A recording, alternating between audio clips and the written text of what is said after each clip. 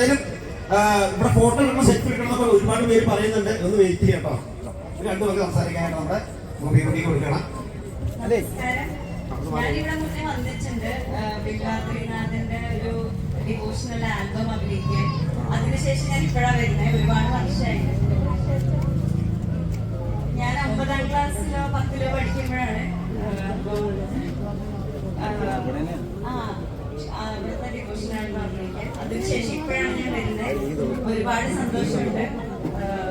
Lakshmi Jual പാലസിന്റെ 3rd ഷോറൂമാണ്. ഇനി ഒരുപാട് ഷോറൂമുകൾ തുറക്കാൻ പറ്റട്ടെ.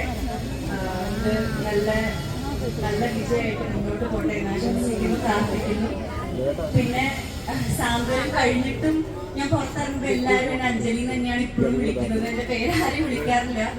അത് കേൾക്കുമ്പോൾ ഒരുപാട് സന്തോഷം. ഇവിടെ വന്നിട്ട് എല്ലാവരും അഞ്ജുകുട്ടി, അഞ്ജലി ഇങ്ങനെ തന്നെയാണ് വിളിക്കുന്നത്. അപ്പം നിങ്ങളുടെ വീട്ടിലൊരു കുട്ടിയായിട്ട് തന്നെയാണ് ഇപ്പോഴും കാണുന്നതെന്ന് അറിഞ്ഞതിൽ ഒരുപാട് സന്തോഷം, ഭയങ്കര സന്തോഷം. Thank you so much.